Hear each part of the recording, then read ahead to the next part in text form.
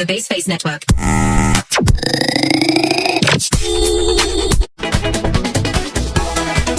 Komunikasi ya. Komunikasi.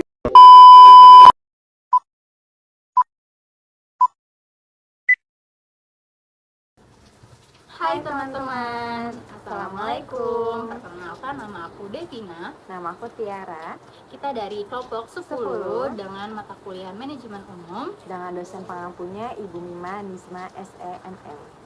Kali ini kita akan membahas tentang materi komunikasi yang baik untuk mencapai koordinasi yang baik dan kinerja yang efektif. Tonton sampai habis teman-teman. Tantan.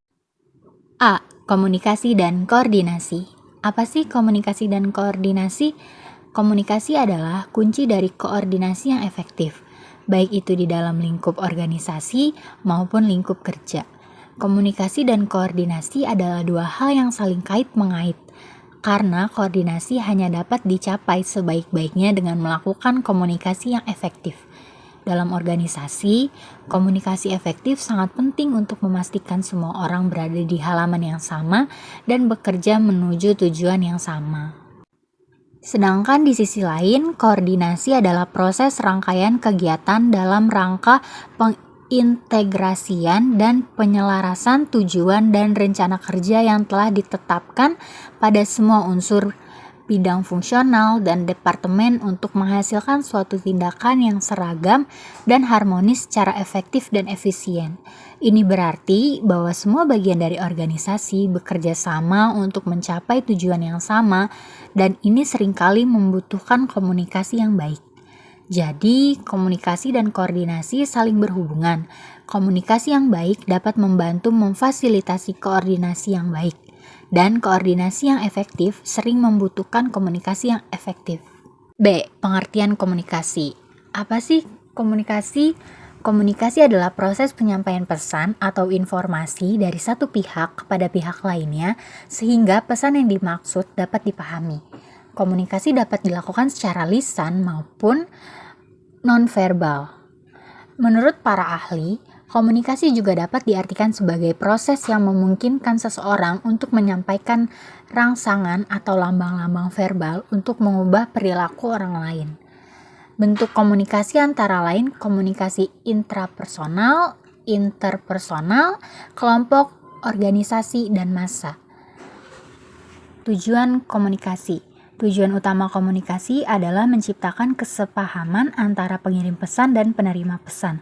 Komunikasi yang efektif memastikan bahwa pesan yang disampaikan dapat dipahami dengan jelas oleh penerima. Yang kedua, menyampaikan informasi. Komunikasi digunakan untuk menyampaikan informasi, baik itu berupa fakta, data, atau pengetahuan baru. Tujuan ini membantu dalam memperluas wawasan dan pengetahuan kita. Yang ketiga, membangun hubungan. Komunikasi berperan penting dalam membangun hubungan antar individu ataupun kelompok. Tujuan ini mencakup mempererat ikatan sosial, membangun kepercayaan, dan meningkatkan kolaborasi. Yang keempat, ada memecahkan masalah. Komunikasi dapat digunakan sebagai alat untuk memecahkan masalah dan mengatasi konflik. Melalui komunikasi yang efektif, kita dapat mencari solusi bersama, mendengarkan perspektif orang lain, dan mencapai kesepakatan. Yang kelima, meningkatkan kinerja. Komunikasi yang baik dapat meningkatkan kinerja individu maupun kelompok. Dengan berkomunikasi dengan jelas dan efektif, kita dapat mengkoordinasikan tugas, memberikan umpan balik yang konstruktif, dan memotivasi orang lain. Yang keenam, ada membangun identitas dan citra. Komunikasi juga berperan dalam membangun identitas dan citra diri atau organisasi. Melalui komunikasi yang tepat, kita dapat mengungkapkan nilai-nilai, tujuan, dan kepribadian yang ingin kita sampaikan kepada orang lain. C. Proses komunikasi. Proses komunikasi melibatkan serangkaian langkah yang terjadi saat informasi disampaikan dari satu pihak ke pihak lainnya. Di antara lainnya, yang pertama itu pengirim pesan. Proses dimulai dengan adanya pengirim pesan. Pengirim adalah orang atau pihak yang ingin menyampaikan informasi kepada penerima. Pengirim harus memiliki niat dan tujuan yang jelas dalam menyampaikan pesan. Yang kedua ada encoding. Setelah memiliki pesan yang ingin disampaikan, pengirim mengubah pesan tersebut menjadi bentuk yang dapat dipahami oleh penerima. Proses ini disebut encoding. Encoding dapat dilakukan melalui berbagai cara, seperti penggunaan kata-kata, gambar, atau simbol. Yang ketiga ada saluran komunikasi. Pesan yang telah di-encoding kemudian dikirim melalui saluran komunikasi. Saluran komunikasi dapat berupa komunikasi lisan, tulisan, atau teknologi seperti telepon atau internet. Penting untuk memilih saluran yang sesuai agar pesan dapat sampai dengan jelas dan efektif kepada penerima. Yang keempat, penerima pesan. Penerima adalah orang atau pihak yang menerima pesan yang telah dikirim oleh pengirim. Penerima harus siap untuk menerima pesan dan memiliki pemahaman yang baik tentang konteks komunikasi. Yang kelima, decoding. Setelah menerima pesan, penerima melakukan proses decoding, yaitu mengartikan pesan yang telah diterima. Penerima mencoba memahami pesan yang dikirim oleh pengirim dan memberikan makna pada pesan tersebut. Yang keenam, respon. Setelah memahami pesan, penerima memberikan respon kepada pengirim. Respon dapat berupa tanggapan, pertanyaan, atau tindakan yang sesuai dengan pesan yang diterima.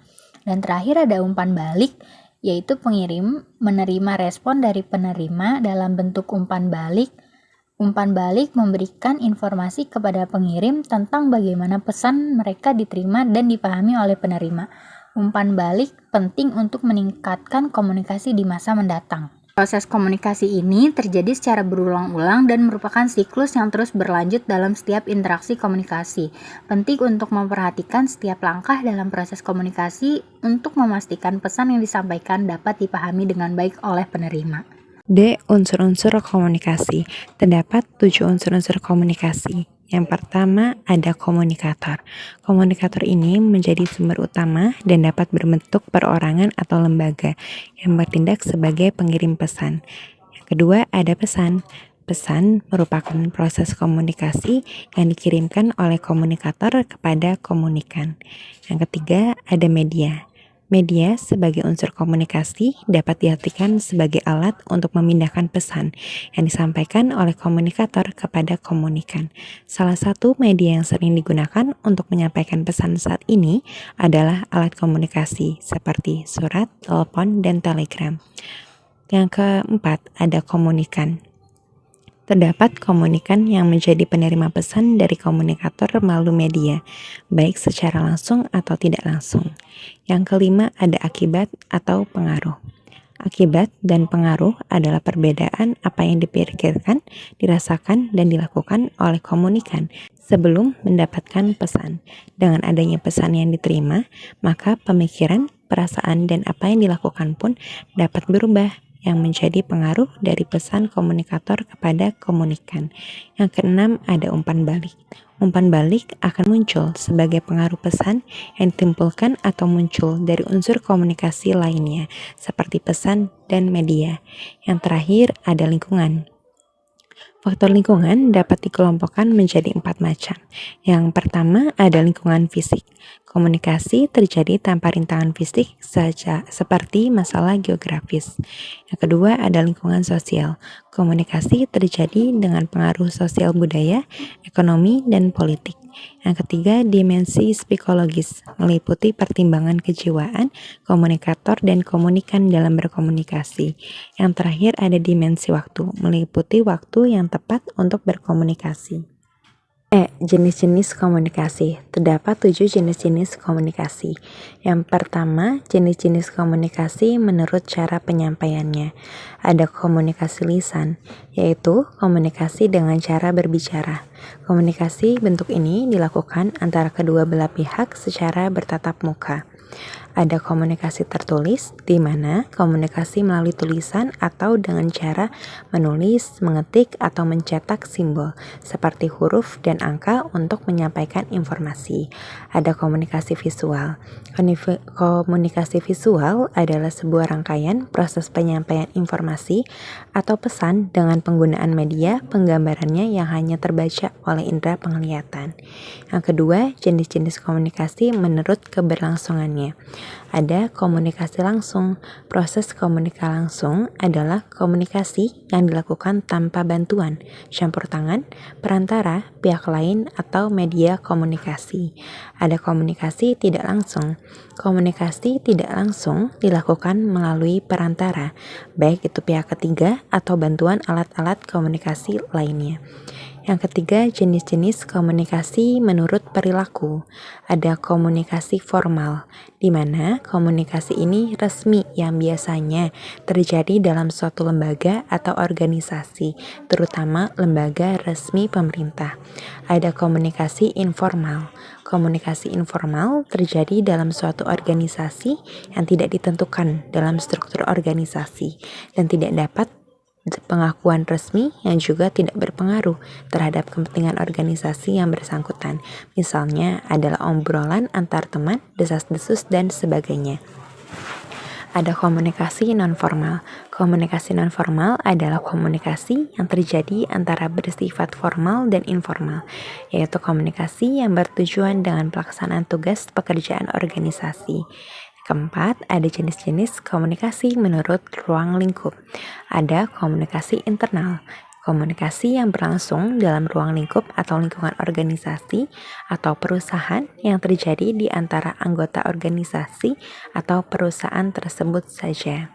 Yang ada komunikasi eksternal, di mana komunikasi eksternal merupakan komunikasi yang berlangsung antara organisasi kepada pihak masyarakat yang ada di luar organisasi atau perusahaan tersebut. Yang kelima, jenis-jenis komunikasi menurut aliran. Ada komunikasi satu arah, yaitu merupakan komunikasi yang berlangsung dari satu pihak saja. Ada komunikasi dua arah, yaitu merupakan komunikasi yang bersifat timbal balik. Dalam hal ini, komunikasi diberi kesempatan untuk memberikan respons atau feedback kepada komunikator. Ada komunikasi ke atas yang merupakan komunikasi yang terjadi dari bawahan kepada atasan, dikenal juga sebagai komunikasi vertikal. Ada komunikasi ke bawah, yaitu merupakan komunikasi yang terjadi dari atasan kepada bawahan. Ada komunikasi horizontal, yaitu merupakan komunikasi yang terjadi di antara orang yang memiliki kedudukan sejajar. Jenis-jenis komunikasi menurut isi. Ada komunikasi politik, komunikasi budaya, komunikasi dakwah, komunikasi pendidikan, komunikasi olahraga, dan komunikasi keluarga. Yang terakhir ada jenis-jenis komunikasi menurut level. Ada komunikasi intrapribadi. Komunikasi intrapribadi yaitu komunikasi seorang dengan dirinya sendiri. Ada komunikasi antarpribadi, yaitu merujuk pada interaksi antara dua orang. Lazimnya terjadi secara tatap muka. Yang ketiga, komunikasi kelompok kecil. Komunikasi kelompok kecil yaitu komunikasi yang terjadi dalam sebuah grup kecil. Tujuannya untuk menyampaikan informasi yang menjadi kebutuhan atau ketertarikan anggota kelompok. Ada komunikasi publik. Komunikasi publik biasanya dipahami sebagai sebuah kelompok besar orang atau komunikasi kepada banyak orang atau massa. Ada komunikasi organisasi. Komunikasi organisasi yaitu komunikasi dalam sebuah organisasi dan antar organisasi. Komunikasi publik. Komunikasi publik biasanya dipahami sebagai sebuah kelompok besar orang atau komunikasi kepada banyak orang atau massa. Komunikasi organisasi. Komunikasi organisasi yaitu komunikasi dalam sebuah organisasi dan antar organisasi. Yang terakhir, komunikasi massa-mas. Komunikasi massa yaitu komunikasi yang dilakukan melalui media massa seperti surat kabar, tabloid, majalah, radio, televisi, dan media online. A few moments later.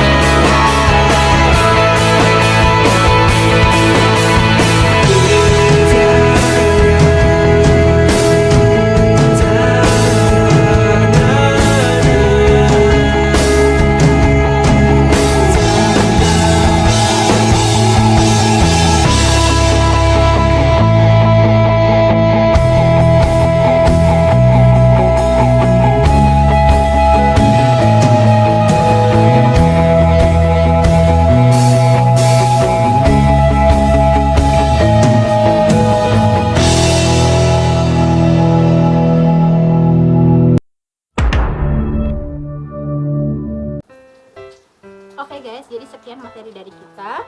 Jangan lupa untuk like, Komen, and subscribe. Ibu Asih Rumah Anton. Terima kasih sudah menonton.